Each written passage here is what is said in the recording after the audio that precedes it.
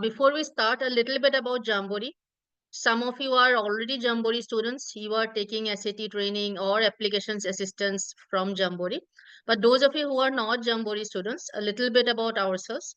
So we have been in this industry since the last 32 years. We have been doing this since 1993. And we are focused primarily on training for SAT, TOEFL, IELTS, and applications, university applications. That's it. No, we do not train for IIT, JEE, or NEET, or CAT. We do a limited number of things, and we are very proud to say that we do those very well. Right? If you would like a free demo class for the SAT, or if you would want help with your college applications, or in case you want to just have a general profile evaluation discussion, do leave your number in the chat. Right? We will not be able to talk about the specifically about how to get a good SAT score or how to make your college essay strong. We will not be able to do that in this session. This is not the agenda of the session, but we'll be happy to reach out to you and speak to you one on one.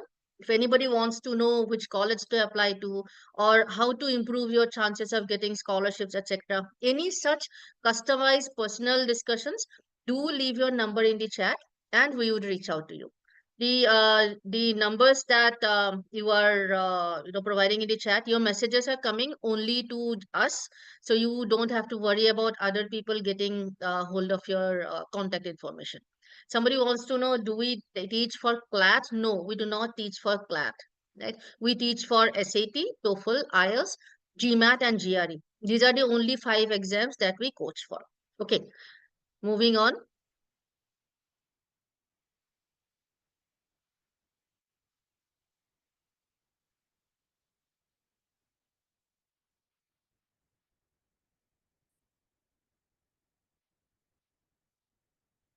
So we have the distinction of providing of producing the highest number of SAT scores, highest number of 1450 or more scores since 1993.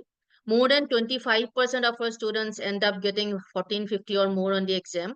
We also, since the digital SAT started, the new exam in 2024, we have produced the highest number of 1500 plus scores. Our students get admitted to all the top universities across the globe, including the universities which have very graciously agreed to be a part of our panel today. And our students go there and they also do a very good job there. Right? So these are some of the reasons why that we flex about. So now we'll move on to the universities. I will invite each university one by one. As discussed earlier, we'll go alphabetical order of the panelists, and they will talk a little bit about. They will play out their video and like address questions around admissions requirements, cost of attendance, scholarship options, and post bachelor's employment options. So the today's discussions would be around these points. And if you have any questions, as I mentioned, do keep taking note of those. And once we are done with the universities providing the basic information to you, then we'll open up the floor for Q&A. So with that, I would like to invite Aditya to introduce yourself and then introduce our attendees to Mahindra University. Not that Mahindra needs any introduction, but still. Hi. Good evening, everyone. Thanks, Arima. Hope I'm audible. Yes, we can hear you. Yeah, okay. My name is Aditya. I'm faculty in the School of Engineering at Mahindra University, specifically in the Department of Electrical Engineering. So Mahindra University has been around as a university for only about 4.5 years now. But as a College of Engineering, we're about 11 years old. So we started in 2014 as a College of Engineering alone. And then we turned into a university in 2020. So Telangana started allocating private universities only in 2020. That's when they passed the act. So there were no private universities prior to 2020 in Telangana. I'll run a short video about the university and the campus, and then I'll talk a little bit about the various undergrad programs that we have.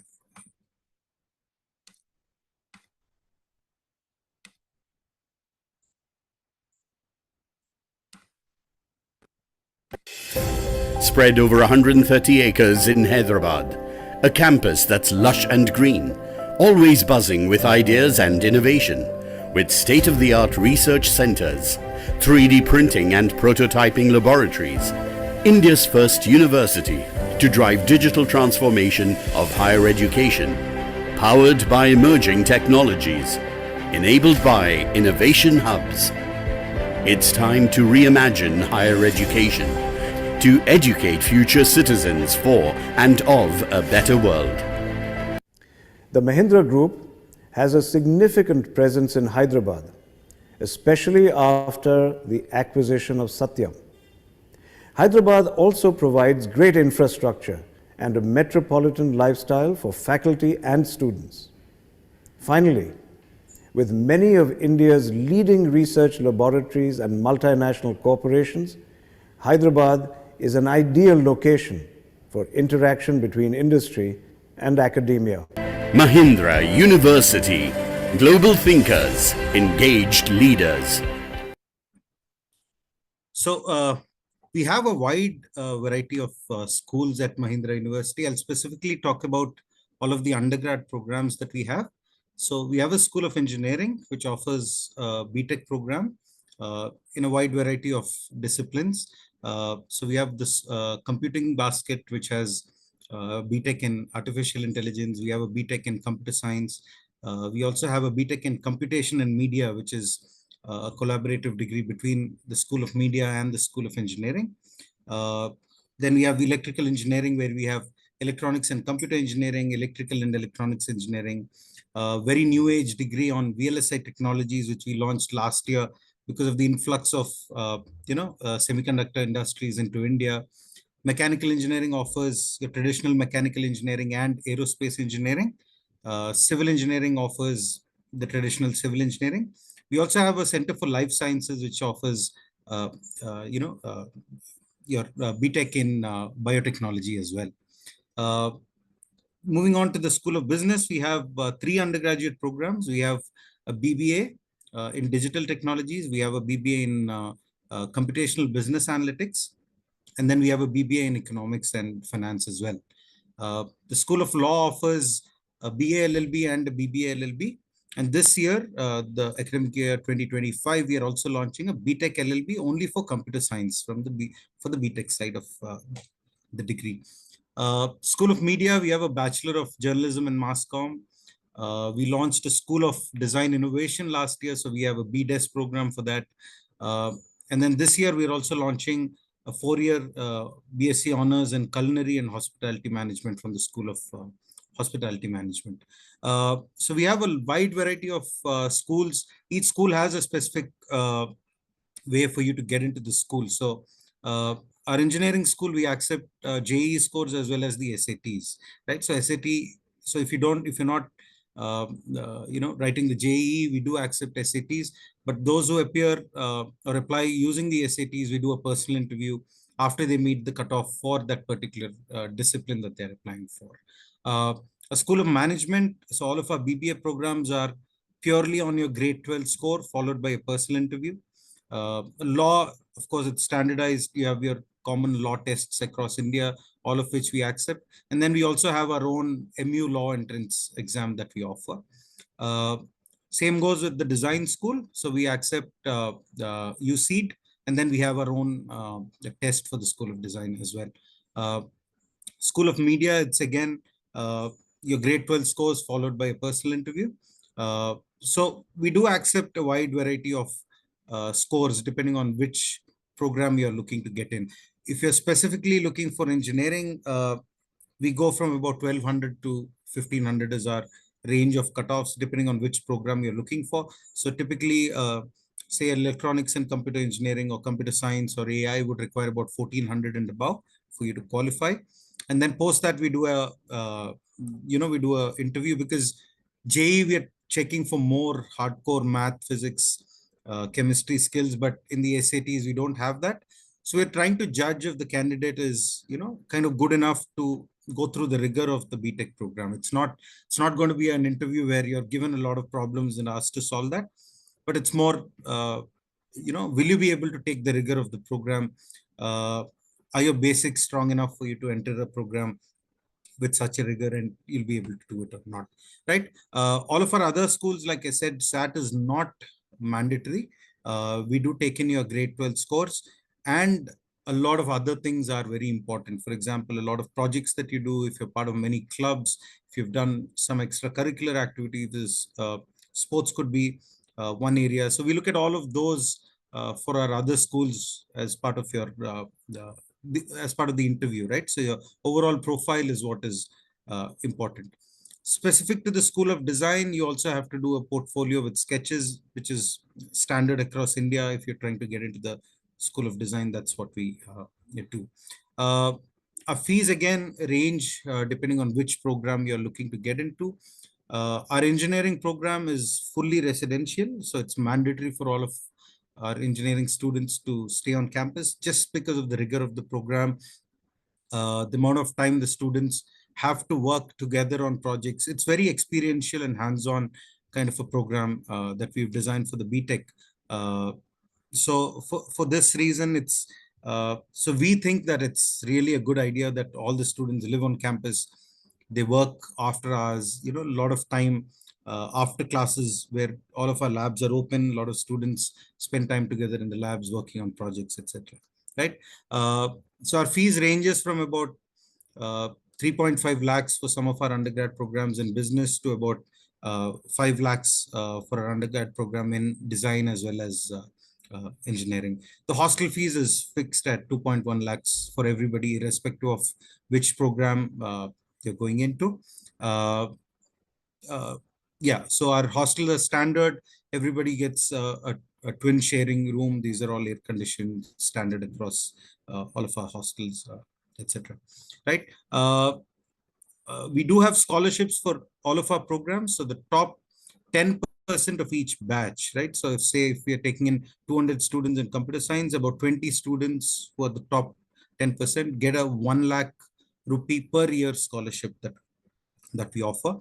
And specific to engineering, if we say 10%, about 80% of the 10% comes in from your JEE, and about 20% come in from your SATs. By the way, Mahindra University is located in Hyderabad. For those of you who are from in and around Hyderabad, this is the very old Satyam campus that was taken over by Mahindra, became Mahindra Satyam, then it became Tech M. Now we've taken over the entire campus. It's a 120-acre, very green campus, good facilities. A little bit about placements, etc. So depending on which program you're in, during the duration of the program, either at the end of second year or third year, we have a mandatory internship that we offer. This is facilitated by the university. So it is not expected that the university, you go and find your own internship. We facilitate internship by inviting a lot of companies that come down and hire our students for internship. Now, internship can be of multiple ways, right? So one is your traditional internship where you go work in a company, you gain experience. They might pick you up directly as a pre-placement offer, or you come back, finish your degree, and then you go to a different company. Two, we all have academic internships so for somebody who's made up their mind that what I want to do later is not, I don't want a job immediately after my undergrad, but I want to go for higher education, right? So it makes more sense for them to do an academic internship where the focus is more on research, right? So even at the undergrad level, if you're able to get into a good research group and spend some time there, maybe even publish a paper before you finish your undergrad, then it really boosts up your profile when you're looking to go abroad, or even to a good school in India when you're looking for a master's degree. And then we have the third kind of internship where, say, you have the entrepreneurial mindset, right? So if you're looking to launch your own company, if you want to incubate your company on campus, we allow that. We allow you to work on that as part of your internship as well. So when some people go to a company for internship, you can work in our incubator and incubate your own company and spend time working on that. And that we count as a internship as well. Someone So, was mentioned. just sorry to interrupt, Aditya. I think maybe we can get into some of these details a little bit later. And Sure. A lot of it, I'm sure, is already available on the website. So, Yes, maybe you can put up the, appropriate links and on I'll do the that. in the chat, and also take up some, and we'll come back to you once, Yeah, like we'll come back to you. Thank you, thanks. for the introduction to Mahindra University. Okay, now, Anju, so maybe you may want to, take over. Do introduce yourself as well as, Ashoka University. Thank Yes. you. Hi, good evening, everyone. My name is Anju. I head the outreach at Ashoka University, and I'll just quickly play a short video to just showcase what we've been doing in the last 10 years. We recently completed 10 years of excellence. I think across the last 10 years, we have about 5,000 plus alumni who are doing some fantastic work across the globe. And I'd be happy to take some questions post that. Just 1 minute. Let me know in case if you all can see this. Just a second.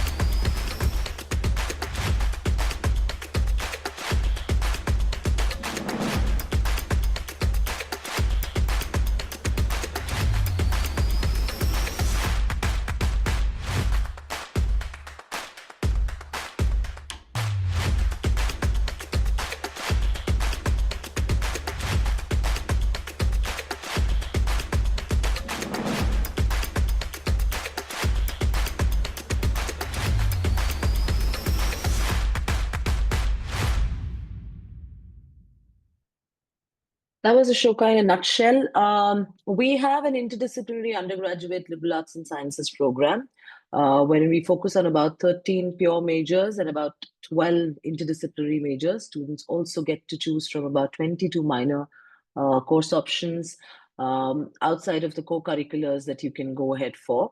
We have been, our admissions had started off somewhere in October, and we're right now accepting applications for our last round of admissions that will be closing on the 25th of April. So if you wish to apply, you'll have to apply within that timeline. And if I may just probably also look at timelines in terms of how you're approaching your application form. The application form will have an online segment where you'll be required to put in your academic details. We also have personal essays that you'll have to write down.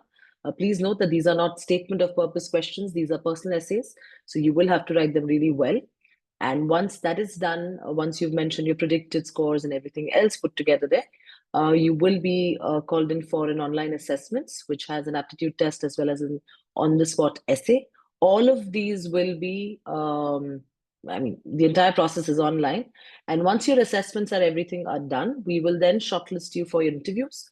Once your interviews are done, and if you do get selected, if you do get a confirmed offer, from Ashoka, post that you can go ahead and start working on your financial aid applications. So just right from scholarships perspective, I think about in the last 10 years, Ashoka has gone ahead and given scholarships worth 610 crores, a little more than that to all of our students. In fact, just the last year, the 24-25 intake that we've seen has had students access scholarships for more than 100 crore rupees. So if you do make the cut to the campus, then there is no way why you should not be able to get a good scholarship if you just work through very well. With the financial aid team, list down your entire requirements, and likewise. In fact, I think I can just show you a grid so that you all have roughly an idea about what kind of scholarships that we're talking about. Just let me again know in case if you can see the screen. Yes. So like I said, your admission process will have these 4 stages. The first stage being application and assessments, your shortlisting for the interview, then the admission decisions. And only when you're offered, only when you clear the entire process, will you have to start worrying about the scholarships part. So till then, we do not evaluate you on the basis of any income or anything of that sort. These are the timelines. So you'll be looking at round 3. We've closed the round 1 and round 2, and we do not take admissions beyond the 25th of April. As far as scholarships are concerned, the Ashoka fees is about 12.28 lakhs per annum, which includes your tuition, residence, and everything else put together. But about 46% of our students are on scholarships and 21% are on 100% aid. So they do get, tuition waivers as well as residence fee waivers that are there. So in case if anyone would like to note down, this is the kind of grid. So if you're a salaried family, as per as a family income range after tax, if your income is any of these ranges, this is the kind of scholarship that you can expect, and this is the kind of self-paid amount, the amount that you will have to sort of pool in for your entire education at Ashoka. And as far as placements are concerned, I think we've been fortunately been able to place all of our students across the last 10 years. We have more than 250 plus companies that come onto the campus. The highest salaries have been about 35 lakhs per annum. The average would be around 12 to 13 lakhs per annum. And you have students placed across multiple organizations, multiple domains. So if you're looking at domains like tech, then students have been placed with Google, Microsoft, TCS, Accenture, a lot of other companies. If you're looking at Amazon, for that matter, if you're looking at banking, consulting, then you have McKinsey, Baines. So you name the company, or even research, think tanks. And if any of you all have aspirations for higher education, then you could also look at that. We have more than 50 international partners, including Berkeley, Wellesley, you have Yale, you have HEC Paris, you have multiple other partners as well that you can work through with the Global Education Office and try and go for semester exchange programs or summer programs and likewise. So you can look at that, and I can just drop in my email ID on the chat box in case if you'd like to get in touch. Would love to sort of take that up as well. I'm all yours. Thank you, Anju. Thanks for staying within the time limit. Appreciate it. Apurva, it's all yours. Hello everyone, how are you? Quickly introducing myself, my name is Apurv and I'm working for RIT. Just a quick brief about RIT. We are a global American university. Our parent campus is in Rochester City, which is in New York. We got other campuses in Croatia, Kosovo, China, and Dubai. I represent Dubai campus.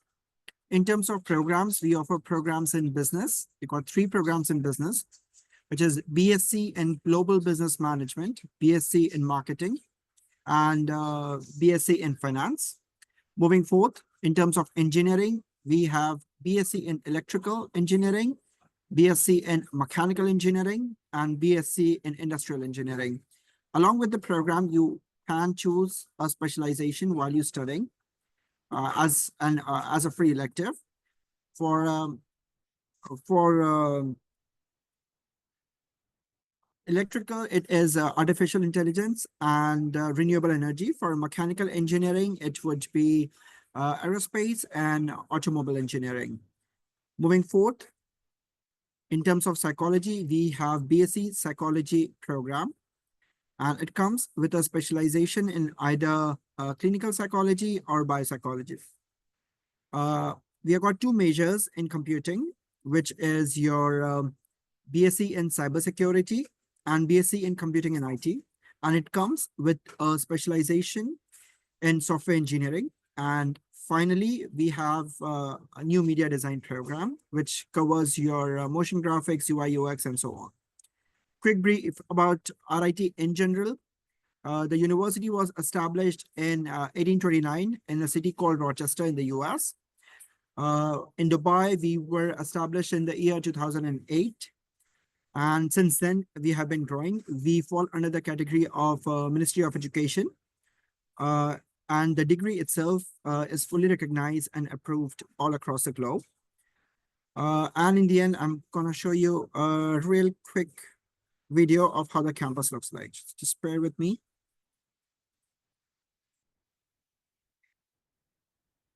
Are you guys able to see the screen? Yes, we are.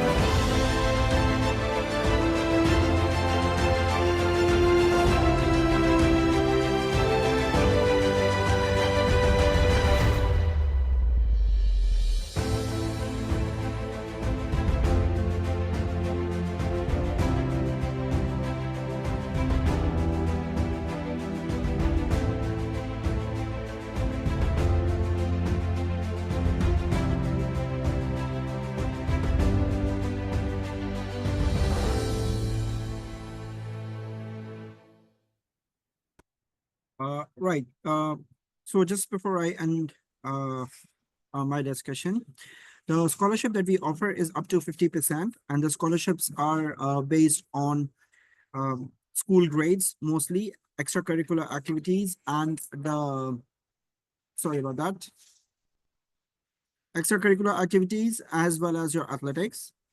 Uh, Personal statement is optional, it's not mandatory. Of course, if you have a personal statement, that will have an edge over your scholarship. The tuition fees per year is 16 lakhs for all of our majors. And of course, this excludes a scholarship where if you apply and if you're eligible, you can get up to 50% scholarship. I can drop my email on the chat box, and if anyone has any question, can send me an email or get my details from the chat box. Thank you very much. Thanks, Apurva. So my request to the panelists, there are some university-specific questions in the chat. Do take them up, as and when you get time. All right, Samriddhi, now, hi, Samriddhi, can you hear me? Yep. Right, hi, Samriddhi.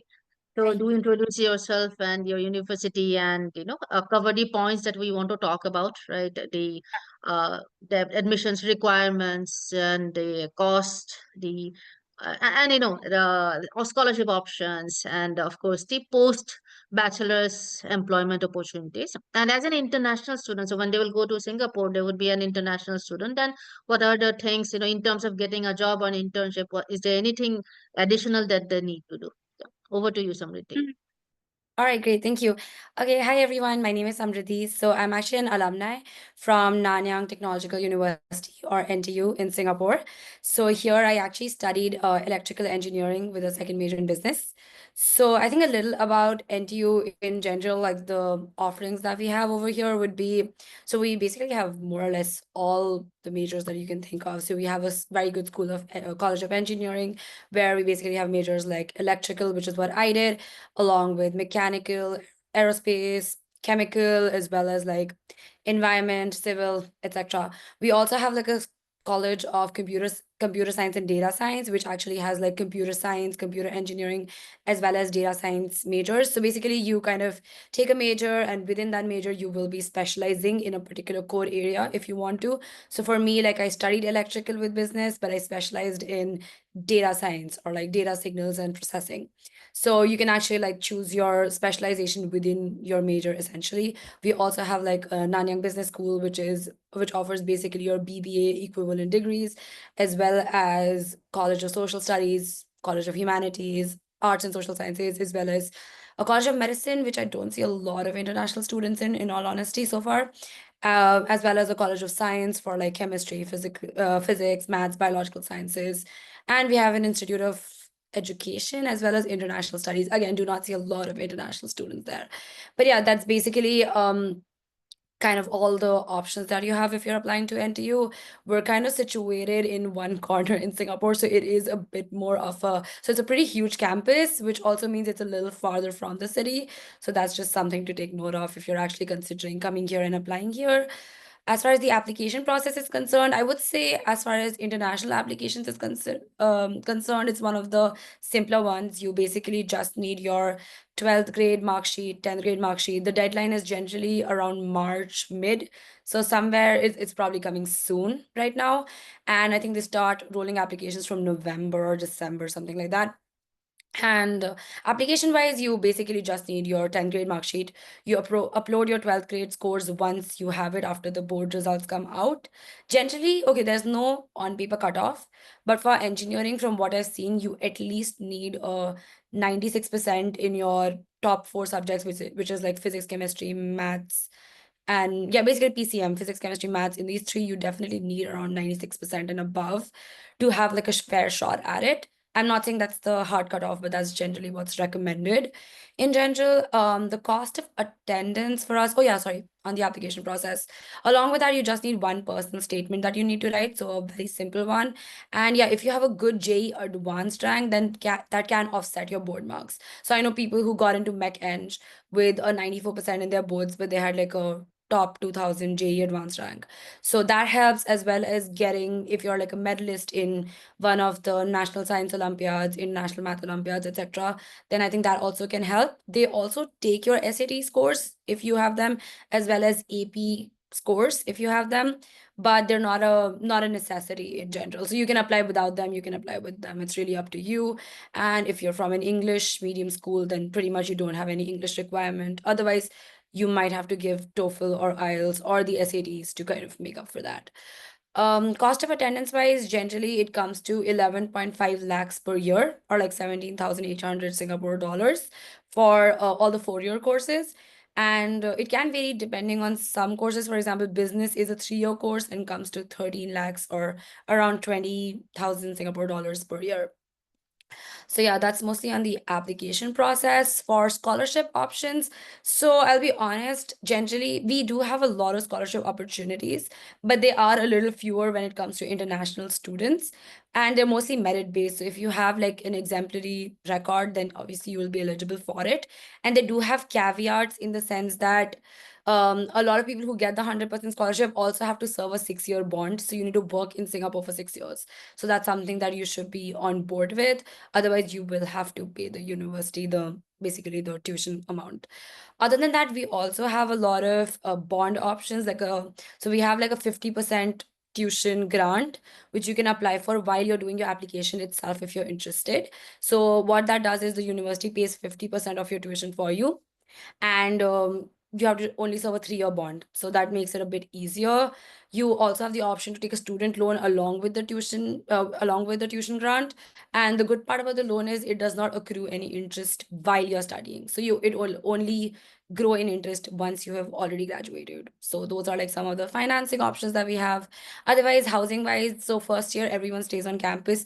Because we are a little away from the city, it gives us a lot of housing on campus. So like for me, I stayed all 4 years on campus. And if you do a bit of extracurricular activities, you'll most likely get on campus housing. Like very few people have to move out of campus to stay. So I think that's a pretty good option that way. I think living expenses wise, generally, along with on campus housing, food, general miscellaneous expenses, I think it comes to somewhere between 60,000 rupees to 1,11,000, depending on how your lifestyle is in general. So yeah, I think that's mostly on the financing side. And yeah, for placements and internships. So basically for us, there is one professional attachment that you need to do, which is a 1 semester long internship, which is compulsory for all engineering courses. But for business and others, it is not really a thing in general. So you can do summer internships in those cases, or do a lot of part-time. So part-time is very encouraged as well in NTU if you want to do it. You have to like stay under the band of a few number of hours, but you can still do easily 2 to 3 days of part-time, which is like a pretty good option, as well as a lot of research opportunities on campus. So for engineering, we do have a professional internship, which is like a mix of, so we have career fairs as well as school portal, which can give you access to opportunities, but you also have to do like applications on your own. So it's not like a placement structure that we have in India that they will definitely take from the university. It's still like a general application that you need to submit. But I think mostly everyone gets it pretty easily, and the school is very helpful in the sense that they will help go through your resume as well as like prep you for your interview if you need to. So I think that's like a pretty good option over there as well. And I think beyond that, for post-university placements, yeah, it's generally like we have career fairs and everything, which are in person as well as virtual, depending on basically like COVID, we had a lot of hybrid ones. So yeah, you have those career fairs where you can send out your resume, connect with HCM folks. You also will need to apply on your own as well as through the school portal to kind of get a job. But yeah, most of the class is able to get it, of course, subject to what major is. Like if you're taking subjects like public policy as well as marketing, then it's a little tougher for international graduates to crack it. But like for engineering and even like business majors in general, like accounting and finance, it's pretty all right. So yeah, I think that's pretty much it. And yeah, if you're someone who's interested in research, I would highly recommend coming to NTU because the opportunities really are like endless. There is a lot of research funding available with the university and a lot of professors taking on really cool projects. So yeah, and of course we offer the standard electives that you will have to take. So for me, I was taking like Oh, I'll answer the questions after this. So for me, like I was taking a business major, so all my electives went towards that.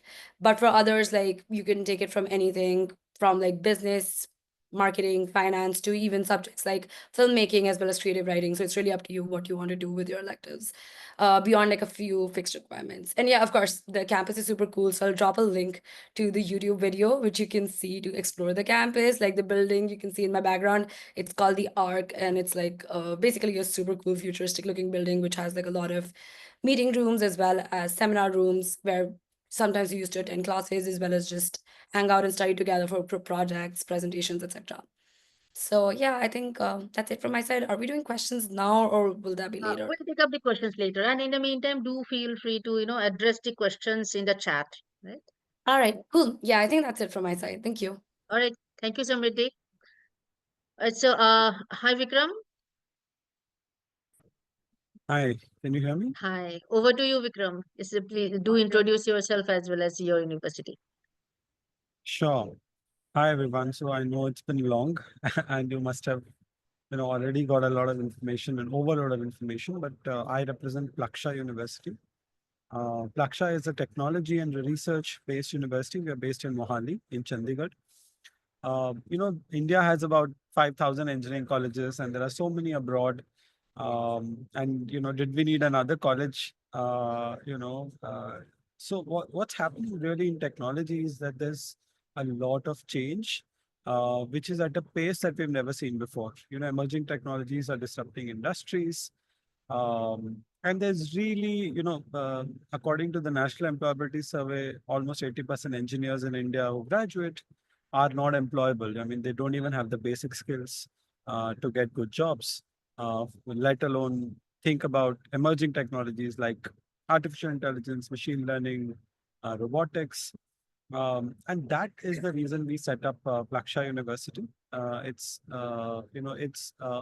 based on the model of collective philanthropy, which means that founders of companies like Make My Trip, Naukri.com, Policy Bazaar, you name it, and we have more than 100 founders who've actually come together to set up a university with a vision to create technology leaders that can solve some of the grand challenges of tomorrow. So let me just quickly share a video of the campus and then I will tell you about our programs.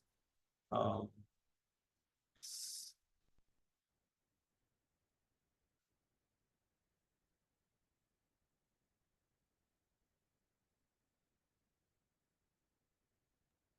Vikram, we are not able to hear the audio. We can see the picture, but not the audio.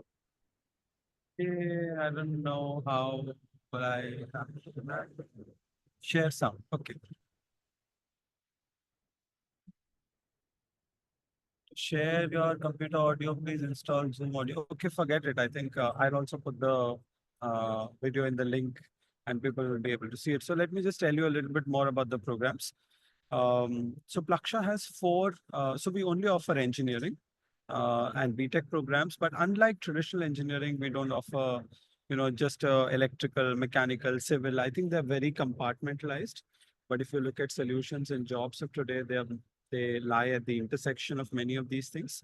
So the first program that Plaksha offers is called Computer Science and Artificial Intelligence. This deals with emerging technologies. It builds on the traditional CSE into a more advanced program. The second one that we offer is called Robotics and Cyber Physical Systems. Now, this is a program that combines electrical, mechanical, civil engineering, electrical, mechanical, and computer science into one program. Because if you look at the Tesla cars that you see, which are self-driven, or the lifts that we use, the Alexas that we have, all of those are machines, but they also have software components. So that's why a traditional mechanical engineering doesn't have so many jobs anymore, or just a traditional electrical engineering doesn't do very well. So this is a new program. The third one is called Biological Systems Engineering. And to all the students on the webinar, I must tell you that this beautiful combination of biology, mathematics, and computing is really, really going to be having so many jobs in the future, because this intersection is going to solve the problem of health, public health, planetary health. And there's so much happening there in the field of genetic engineering, drug discovery, bioinformatics, any of these new age fields, right? Or say, for example, areas like genetic engineering for the first time allows you to answer questions like saying, can you cure Parkinson's disease? Can you can you identify it early? How can you cure, how have a drug for COVID in just 9 months instead of 10, 14 years? So all of those solutions lie at the intersection of biology and technology. So that's the third program. And finally, the fourth program that Plaksha offers is called Data Science, Economics, and Business. This is not your regular BA Economics program. We are not a liberal arts college. It's a technology university, which means we are making you a data scientist, somebody who is, and data is, Amazon, Google hires hundreds and hundreds of data scientists. So here we are making you a data scientist who also understands supply and demand, concepts of macroeconomics, understands finance, but the end is an engineer who can work with data. So Plaksha's programs are really, really futuristic.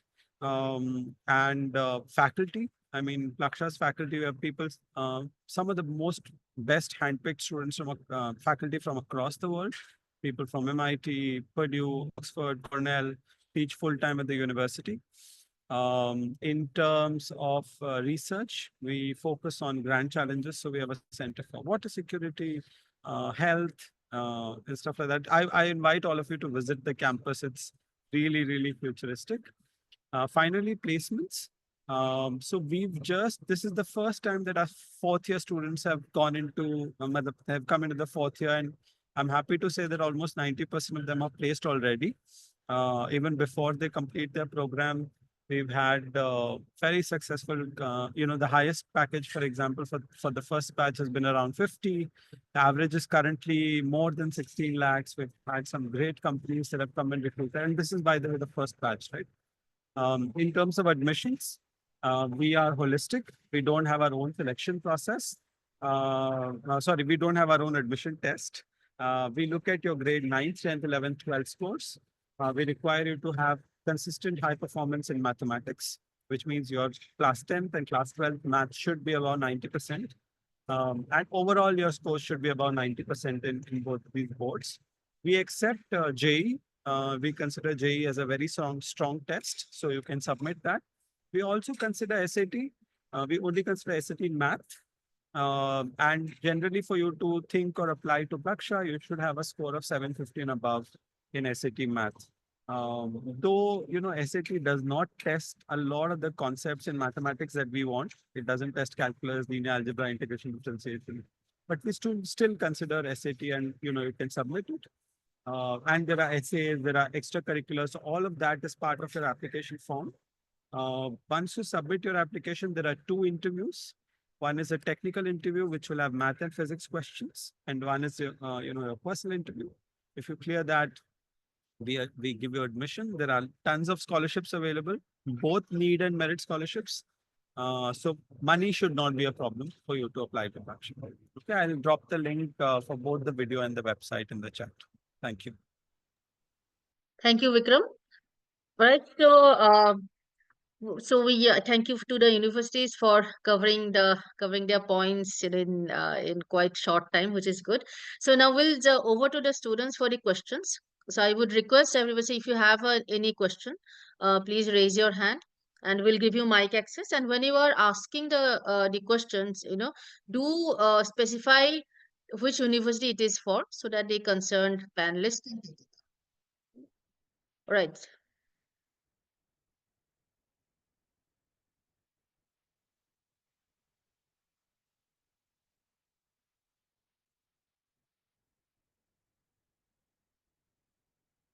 So do we have any questions? If you have any question, please raise your hand. We'll give you the mic access.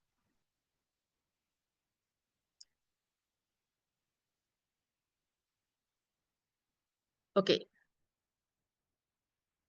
Yes, Kapil. Yeah, hi. My specific question is to the representative of the Nanyang University, the lady we interacted with. So I think I understood that the only board marks are the judgment criteria. But being such a highly rated university, they must be getting like board marks from Indonesia, from across all international applications. So seeing what you must be seeing, and I believe you're from the Indian diaspora. If my daughters are from class 10, so what is the let's say flags, or what is the thumb points, or what's the pocket marks that we should be looking for, except the board marks, which ensure that they get a higher chance of being selected? This was for me, right? Yeah. Okay. Yes. So yeah. So okay, in my okay, obviously, I think if they are, so which major are they trying for? Engineering or anything Yes, else? yes, engineering. So for engineering, look, I would say first thing is obviously the board marks. I think beyond that, anything you do is a bonus. Extracurriculars obviously help, but I think it's even more of a plus point if obviously they have a great JE advanced rank, or if they are like able to get like be a medalist or in the top 10 category, ideally a gold, silver, or bronze medalist in, the science-based Olympiads or the math-based Olympiads like your NSO, your IMO, stuff like that. So if they are able to do very well in those sort of exams, or I know we used to have KVPY and stuff like that. So basically more sciencey, math, quant based exams, if they're able to perform very well in those, I think that does help your chances in NTU.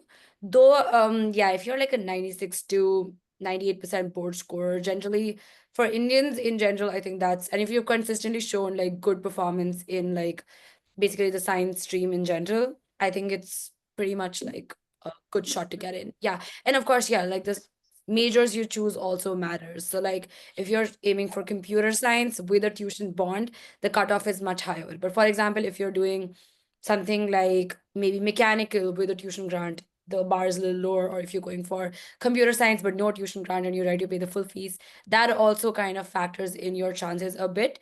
Obviously, if you choose you can always like kind of do a appeal as well. Like I know someone who tried for general engineering, then did not get in directly with a tuition bond, but reappealed with no tuition bond and did get in.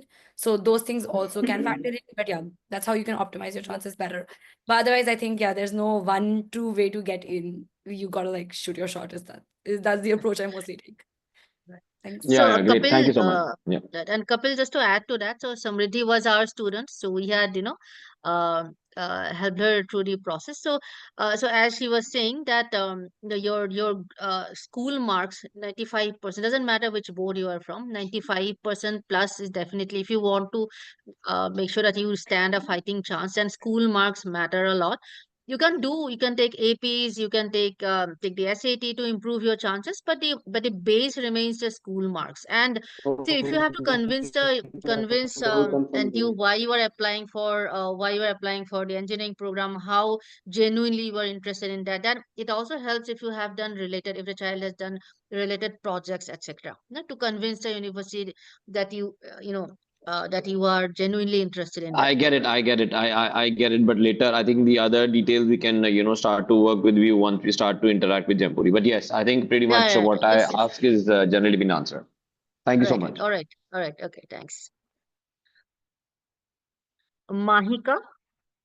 Hi, I'm Mahika, and I had a question for NTU that I'm currently an IVDP student, and I'm studying like biochem right now. So I wanted to know that which of the biochem related courses in NTU can I do without having physics?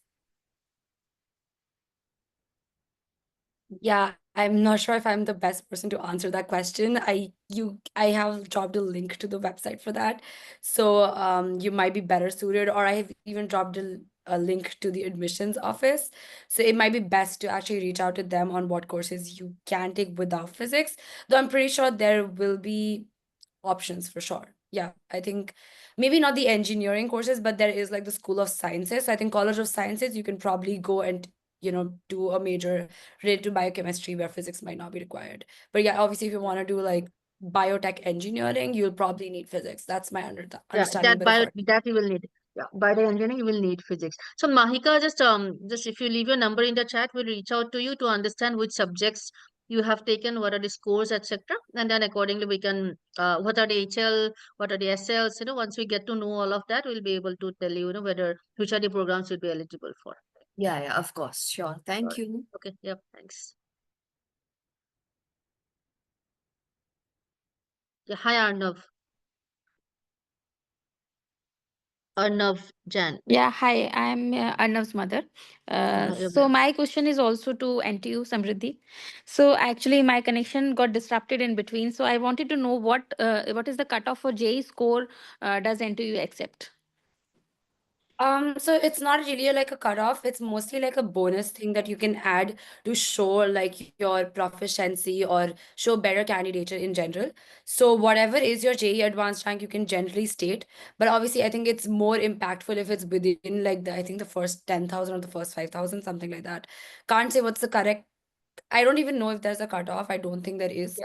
But yeah, if it's generally within the first, I think 5,000 or 10,000, one of the numbers, then Any it's generally like percentile or something like that? No? No, ma'am. Actually, the base area is the school marks. So if the child has So a, we yeah, will not be right. getting the 12th marks by the time we No, apply by to NTU. ninth. Yeah. So when you apply, they're going to look at your 9th, 10th, and 11th marks. So all Okay. the universities, they would look, everybody applies, in the middle of the grade 12. So obviously they will not have the marks. So your 9th, 10th, 11th, and when you apply, the school would give something called predicted grades. The school counselor will have to give predicted grades. So if those are, definitely they must be above 90, right? Anything less than 90, I have never seen get admission at NTU or any West Singapore colleges.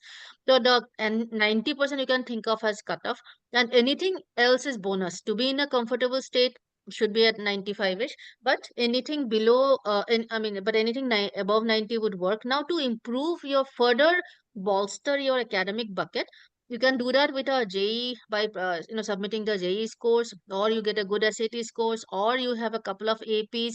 But those are just bonus things. That is not the base criteria. Okay, got it. Thank you. All right.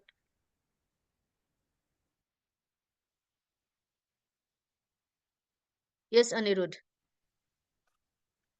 Yes. My question is to Mahindra University. Yeah, hi, Anirudh. Please go ahead. Hi. So I heard that there is a BBA program in economics and finance. I Correct. wanted to ask if I were to do this program, how well will I be placed to get into policy making or something on the research side regarding to public policy? Right. Firstly, as a requirement, math is mandatory for you to be able to get into the economics and finance BBA program in 12th. So you need to have math as a mandatory course in 12th for that. A lot of students that we get into our BBA economics and finance are not looking to work immediately, but a lot of them are research focused. So in fact, we have a 3+1. So there's a 4th-year optional honors program where they spend entirely on research. It could be academic research, it could be industry where they go and work on a research problem. But yeah, the focus is primarily on the research side of things. So the kind of companies that come and hire are also of a similar domain.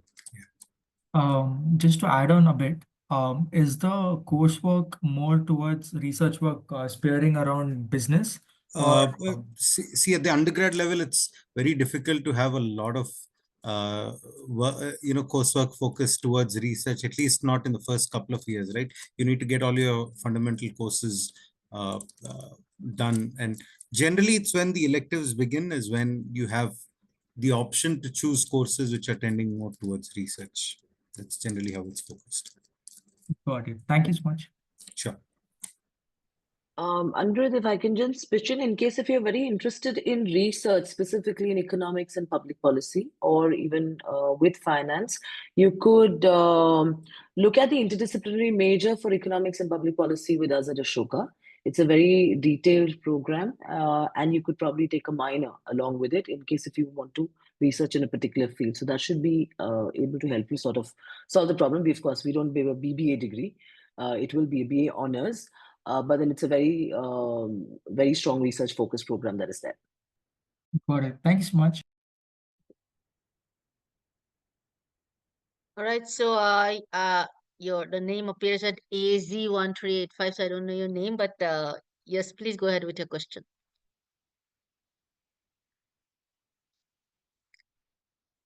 Yes, AZ1385 login name.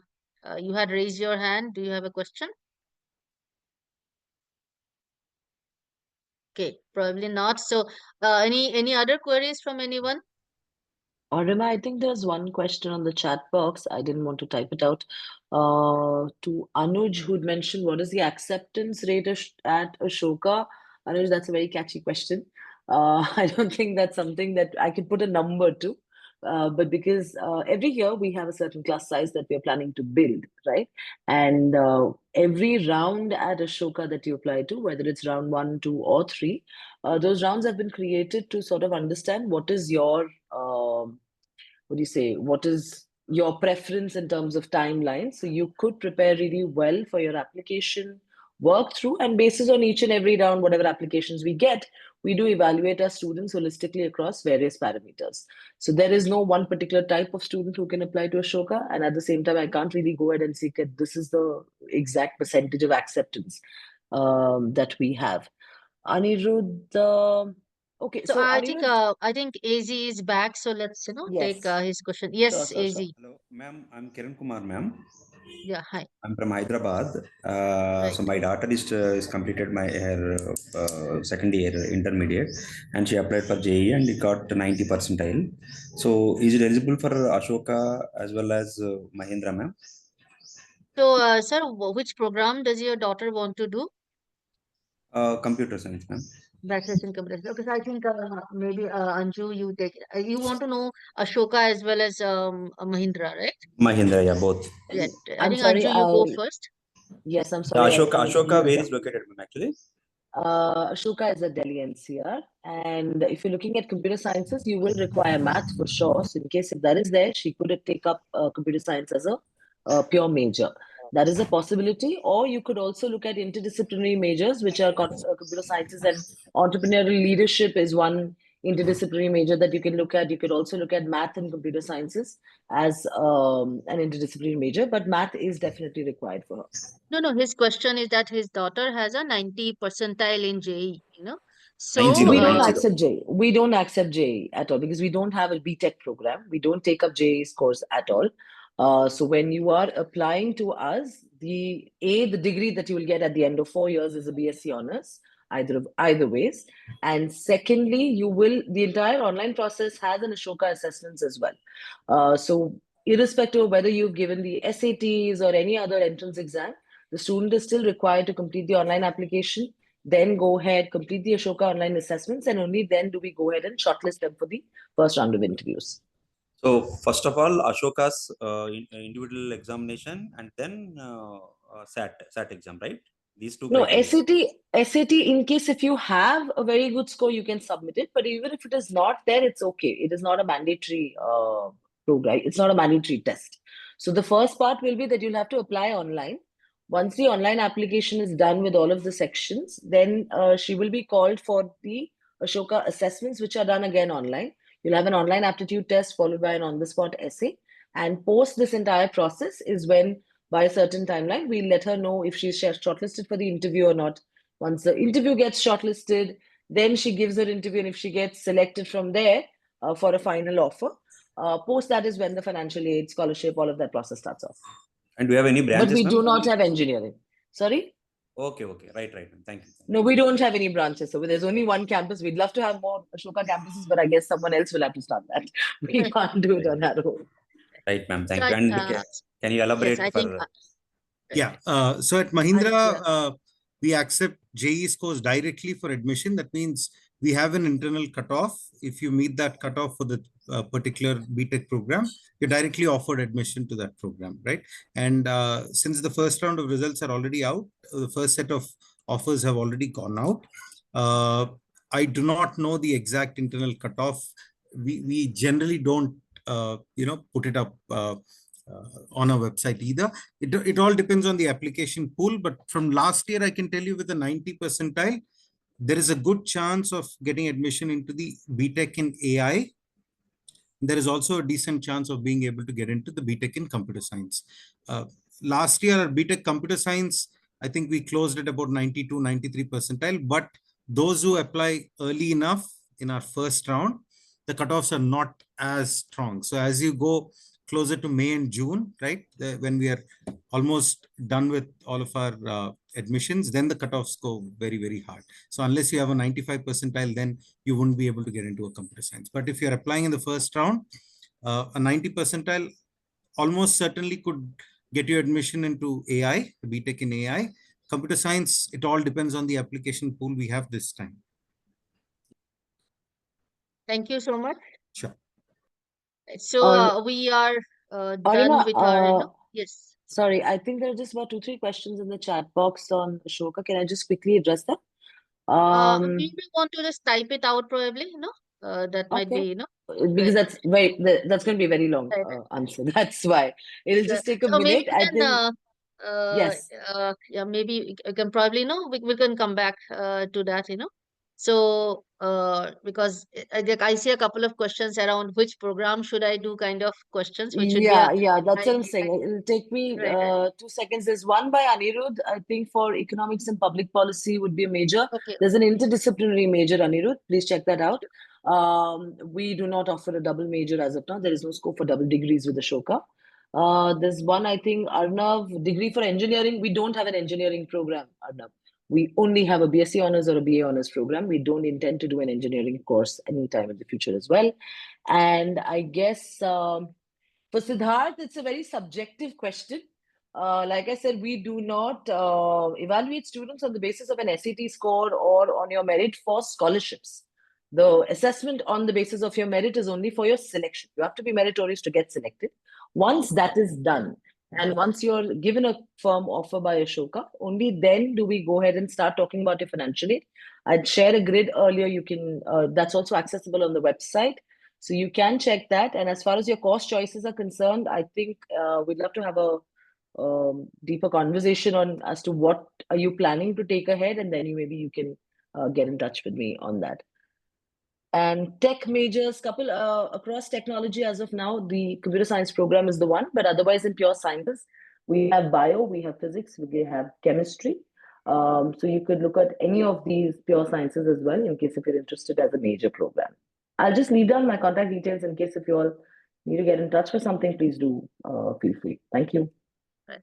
So before wrapping up, so one, I'll just go around, and then please just we'll start with Aditya. So Aditya, so any word of advice for somebody who is targeting Mahindra? How can they improve their profile, or what exactly you would recommend them to do to improve their chances of admission? And the same question to all the panelists. So we'll just go around the table. So Aditya, yeah, let's Sure. start with Mahindra.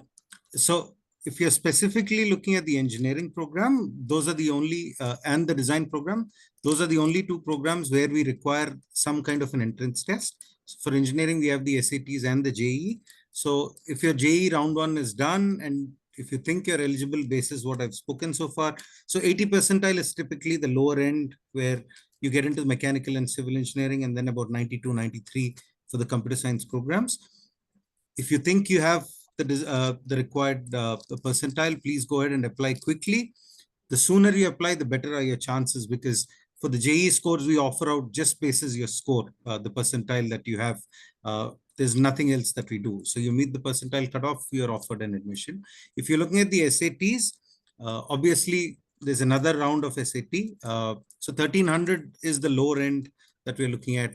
We could go down to 1250 if you have a lot of extracurricular and co-curricular activities as part of your school education. But 1300 and above is generally the cutoff for the interview. So if you have that score, please go ahead and apply. We do multiple rounds of interviews for those who apply through the SATs. If not, there is another SAT that's going to happen. So you can attempt that as well. So for all of our other schools, you can apply. So the other schools that do not require an entrance test, you can apply now. You can put in your predictive scores, and then we do the shortlisting and the interviewing again in multiple rounds. So like I said, we get a big rush in December and January for the first round, where we close a lot of our admissions, and then March, April, May is when the cutoffs keep getting higher and higher for you to be able to get into the particular program of your preference, right? Yeah. Thank you. Thank you. Yeah. Anju, same question, how would you recommend somebody to prepare for if they are targeting, Ashoka University? I think one thing is very, very important is authenticity. Please do a very good research on what is the kind of programs. So you have to know what the Ashoka undergrad program is like, right? It's an interdisciplinary program. You have choices like pursuing a major in computer sciences and philosophy, combine it with economics. So many different there's a diverse range of courses that you can actually allow your interests to come together and then build a curriculum on yourself. So I would advise that before you start off your applications, please do a thorough research on the kind of programs, what kind of education will Ashoka offer you. See if that aligns with you. And then when you start writing your applications, when you're writing your personal essays and likewise, ensure that you have authenticity in those. What is your story? We'd like to know more about you as an individual and then see whether the fitment with Ashoka lies or not. And as far as financial aid or scholarships or anything of that sort is concerned, please do not worry about that till the time you are done with the entire process. So finish your process, give your full stead to the admissions process as such. Give your best on your applications. There are plenty of resources to help you across with the assessments or understanding how to write the essays and everything possible. There's a counselor who's usually attached to each and every applicant who comes through the Ashoka process. So please take that guidance. And once you're shortlisted for the program, once you have an offer from Ashoka, then you can start the financial aid process. Please trust me, there has been no student in Ashoka across the last 10 years who's been denied education because of lack of finances. We will do everything possible to ensure that you have the required finances to come in and study with us. But it's a lot of global education at your doors, so please do ensure that you are able to welcome that at the best. Thanks, Anju. Samriddhi, Yeah, I how can can read. anybody increase their chances of, getting into NTU? Yeah, of course. So I can reiterate, it's basically very simple, Mancha. It's good board scores, good board scores, and good board scores for NTU, especially like, yeah, 10th as well as 12th. And I think 11th scores don't matter as much, but obviously it's good to have since that's what they will be evaluating on the first look. And yeah, that's pretty much it. You can do other stuff like for the design program, there is like some portfolio requirement as well as JE for engineering, as well as other extracurriculars or Olympiads and stuff. But yeah, I think if you got your board score sorted, you're mostly have like a pretty good shot. And then beyond that point, I think it's very dependent on just like the general applicant pool. So yeah, and I think I would irrespective always encourage whether you're not hitting, even if you're not hitting the 96% or the 95%, I would still say shoot your shot because it doesn't hurt. So yeah, all the best to everyone. Thank you. Thank you, everyone. Thanks for your time, and it's been a wonderful, panel. Thank you all. And Thank to the you. students, all the best. I hope you get into the college that you want to target. Have a great weekend, Thank, everybody. Right. Thank you. thank you.